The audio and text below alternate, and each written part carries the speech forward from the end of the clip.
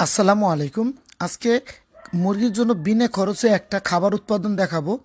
এই যে যে ঝুড়িগুলো দেখতেছেন, এগুলোর ভিতরে হচ্ছে মুরগির বিষটা, যেগুলো আমরা লিটার থেকে চালনিদার চেলে আলাদা করার পরে এভাবে ঝুড়িতে করে রেখে দিয়েছি। এভাবে ঝুড়িতে করে রাখার পরে এখানে আমরা সকাল সন্ধ্যা পানি দিয়ে ভিজিয়ে দিচ্ছি। এই মুরগির বিষটাটা পানিতে ভিজার কারণে এটার ভিতরে পোকার জন্ম হবে, যেগুলো এই যে দেখতে পাচ্ছেন 1 সপ্তাহ পরে এই যে দেখেন কত সুন্দর পোকা হয়ে গেছে। এই পোকাগুলো মুরগির জন্য খুবই প্রোটিনযুক্ত একটা খাবার। এটার মধ্যে প্রচুর পরিমাণ প্রোটিন আছে, ক্যালসিয়াম আছে, যেটা মুরগির জন্য, মাংসের মুরগির জন্য বেশ উপকার। এবং কি ওরা খুব মজা করে আনন্দের সাথে খায়। আমি এখনই দেখাবো, দেখেন কত সুন্দর করে খায়। আর এগুলো কিন্তু বর্তমানে চাষ হয়, বিভিন্ন সময় দেখা যায় মাদার পোকা বিক্রি করে নানান জনে, তারপরে ওটার ভিতরে খাবার কিনে কিনে খাওয়াইতে হয়। হ্যাঁ, ওইভাবে না করে আপনি এইভাবে নিজের মুরগির বিষটাগুলোরই একটু যত্ন করে আলাদা করে রেখে পানিতে ভিজিয়ে খাবার তৈরি করতে পারেন। কোনো প্রকার খরচ নেই, শুধু পানি দিবেন, পানিটা তো বিনামূল্যেই পাওয়া যায়। এই যে দেখেন মুরগি কত সুন্দর আনন্দ করে খাচ্ছে।